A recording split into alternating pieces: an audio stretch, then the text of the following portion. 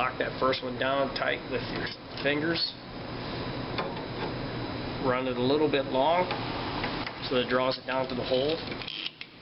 7 to 10 twists per inch. That looks about medium range. That one quick little barrel roll cinches that first loop down. Bring it up and remeasure it. Make sure you get it right to the hole where you need. Might have to give it one extra twist, and the angle is what's real important to keep it from getting kinked.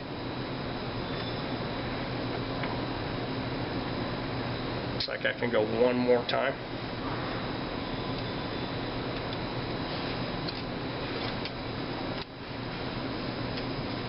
And the key here to keep a good safety wire good is to guide it into the hole so it doesn't get nicked.